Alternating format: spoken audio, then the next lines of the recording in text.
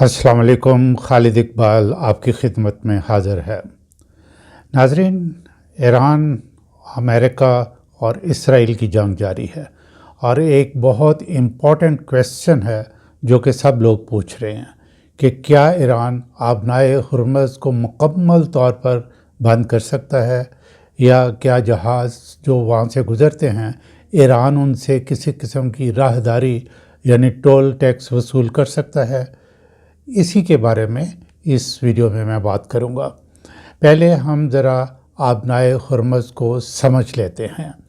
आबनाए Hormuz दुनिया की सबसे अहम समुद्री गुज़रगाह है जो खलीज फ़ारस को बहरे अरब से मिलाती है। कदीम ज़माने में ये रास्ता तजारत के लिए इस्तेमाल होता था। मुख्तलिफ़ अदवार में मुख्तलिफ़ मुल्कों का इस पर असर रहा। 16वीं सदी में पुर्तगाल का यहाँ कब्ज़ा था। बाद में बरतानिया ने इस पर कब्ज़ा कर लिया। जब तेल दरियाफ्त हुआ और तेल की अहमियत बढ़ी और तेल की मूवमेंट शुरू हुई तो आज के दौर में दुनिया के तकरीबन 20-30% जो तेल है वो यहाँ से गुज़रता है। तो इस वक्त आबनाए हुर्मुज़ किसी मुल्क के बाकायदा कब्ज़े में नहीं है। इसके किनारों पर दो अहम मुल्क वाक़या हैं। शुमाल की तरफ ईरान और जनूब की तरफ अमान है। United Nations convention on the law of the सी, इसको यूएन क्लॉज भी कहते हैं, उसके मुताबिक किसी भी मुल्क के साथ जो समंदर होगा, समंदर के अंदर 22 किलोमीटर तक उस मुल्क की बिल्कुल इसी तरह मलकियत होगी जैसे कि वो उसकी ज़मीन हो। फिर साहिल से लेकर 44 किलोमीटर तक कॉन्टिग्यूअस जोन है। इसका मतलब है कि इस पर मुल्क की सिक्योरिटी और कस्टम वगैरह का इख्तियार होगा। और साहिल से लेकर 370 किलोमीटर तक एक्सक्लूसिव इकनॉमिक जोन होगा। वहाँ जितने भी वसाइल होंगे, यानी किसी भी मुल्क के साथ अगर समंदर लग रहा है तो उसके साहिल से लेके अंदर 370 किलोमीटर तक वहाँ जो कुछ भी वसाइल होंगे, यानी अगर वहाँ से तेल निकलता है, गैस निकलती है, सोना निकलता है, मछलियाँ वगैरह हैं, सब उस मुल्क का हक होगा। और 370 किलोमीटर के बाद हाई सी होगा। इस पर किसी मुल्क का कब्ज़ा या इख्तियार नहीं, ये किसी की मलकियत नहीं होगा। बहरहाल जो गुज़रगाहें हैं उन पर किसी मुल्क का कब्ज़ा नहीं होगा। जैसे स्टेट ऑफ मलाक्का है, स्वेज़ कनाल है, स्पेन और मराकश के दरमियान स्टेट ऑफ जिब्राल्टर है और बाबुल मंदब है। गो नहर सवेज़ पर मिस्र का कब्ज़ा है, लेकिन जहाज़ रानी की चूँकि मैं बात कर रहा हूँ तो जहाज़ रानी के लिए ये बिल्कुल खुला है। तमाम गुज़रगाहों को इस्तेमाल करने वालों पर सेफ्टी और इन्वायरमेंटल रेगुलेशंस का इतलाक़ होता है, यानी कि वो कोई ऐसा गुज़रते हुए काम नहीं कर सकते जिससे उसकी एनवायरनमेंट ख़राब हो या उसकी जो सेफ्टी है उसको किसी किस्म का नुकसान पहुंचने का अंदेशा हो। नाज़रीन, ये जो कुछ मैंने आपको बताया है इसकी रोशनी में ईरान के पास कोई कानूनी हक़ नहीं कि वो आबनाए हुर्मुज़ को बंद करे। आबनाए हुर्मुज़ में जहाज़ दोनों अतराफ से आते हैं। जनूबी लाइन की तरफ अमान है और शुमाली जो उस लाइन है उस तरफ ईरान है।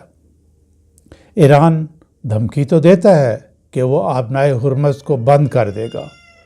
जंग में तो फिर ऐसा होता है, वो वक्ती तौर पर जहाज़ों को गुज़रने से रोक सकता है और इसके तेल की कमी की सूरत में सारी दुनिया पर असरात होंगे और ईरान को ख़ुद भी नुकसान होगा, क्योंकि ईरान जिस तरीके से भी मैंने एक वीडियो बनाई थी کہ ایران پر تیل بیچنے پر پابندیاں ہیں، لیکن اس کے باوجود وہ کس طریقوں سے تیل بیچتے ہیں وہ سارا میں نے ویڈیو بنائی تھی، وہ آپ دیکھ سکتے ہیں۔ تو ایران کا تیل بھی یہاں سے گزرتا ہے اور ان ملکوں کو جاتا ہے جو کہ خریدتے ہیں، تو ایران کو بھی نقصان ہوگا اگر یہ بند کرے گا آبنائے ہرمز کو۔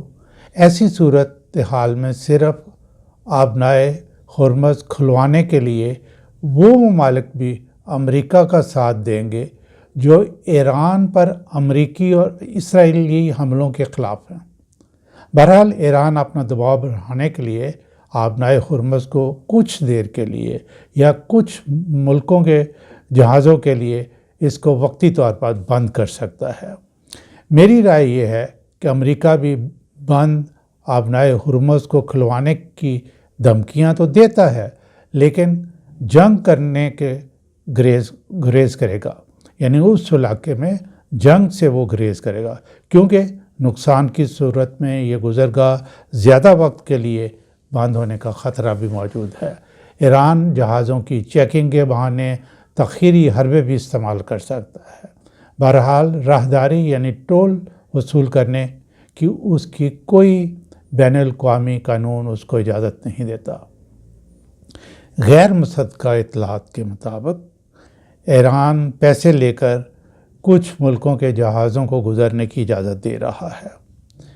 یہ سچ ہے یا ایران کو بدنام کرنے کے لیے پروپیگنڈا بھی ہو سکتا ہے، کیونکہ آپ کو پتہ ہے جنگ میں false news, fake news, propaganda بہت زیادہ ہوتا ہے۔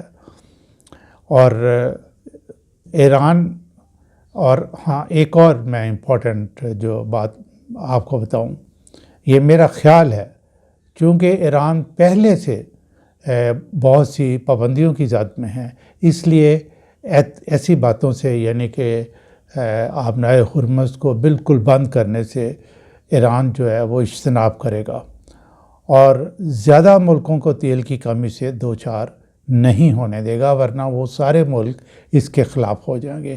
بہرحال امریکہ سے ایران پر مزید حملوں کا جواز بھی بن سکتا ہے۔ ناظرین، اس حقیقت سے بھی انکار نہیں کیا جا سکتا کہ جس جنگ کی صورتحال میں ایران اس وقت ہے، آبنائے ہرمز اس کے ہاتھ میں پریشر ڈالنے کے لیے ایک بہترین حربہ ہے اور یہ وقتی ہے۔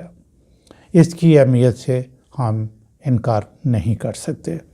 جو تھیسس ہے وہ میری ویڈیو کا وہ یہ ہے کہ ایران وقتی طور پر آبنائے ہرمز کو بند کرے گا، تھوڑے وقت کے لیے کرے گا، لیکن طویل وقت کے لیے شاید وہ اس کو بند نہ کرے، کیوں کہ وہ بہت سے ممالک کی مخالفت جو ہے یا دشمنی جو ہے وہ مول نہیں لینا چاہے گا۔ عرب ممالک پر بھی اس کا پریشر ہوگا، لیکن اس جنگ میں وہ شامل نہیں ہونا چاہتے۔ امریکہ اور اسرائیل ایران پر بم گرا کر اس کو نقصان پہنچا سکتے ہیں، لیکن ایران کے میزائلوں سے عرب ممالک کو نہیں بچا سکتے۔ ایران نے دھمکی دی ہے کہ اگر عرب ممالک سے اس پر حملہ کیا گیا، عرب ممالک کا مطلب یہی ہے کہ جہاں جہاں امریکن اڈے موجود ہیں وہاں سے ایران پر حملہ کیا جائے، تو ایران یہ کہہ رہا ہے کہ اگر ان جگہوں سے، ان اڈوں سے جو کہ مشرق وسطیٰ کے ممالک میں ہیں، ان پر حملہ کیا گیا تو وہ یہ کیا کرے گا، عرب ممالک کے جو پانی کے فلٹریشن پلانٹس ہیں ان کو نشانہ بنائے گا۔ آپ کو معلوم ہے کہ یہ تقریباً سارے ممالک ہی جو سمندر کا نمکین پانی ہے اس کو وہ نارمل کر کے پینے کے قابل جو ہے نا وہ بناتے ہیں، تو یہ عرب ممالک کے لیے ایک بہت ہی مشکل صورتحال ہوگی۔ تیل کی کمی یا عدم دستیابی سے ہم جہاز یا گاڑیوں کو روک سکتے ہیں، لیکن پینے کا پانی اگر ناپید ہو جائے تو یہ انتہائی خطرناک اور خوفناک صورتحال ہوتی ہے۔ بدلتی صورتحال کے ساتھ مزید تجزیہ کی ویڈیوز آپ کی خدمت میں ہم پیش کرتے رہیں گے. آپ دیکھتے رہیے گا Khalid Iqbal official YouTube channel. Thank you.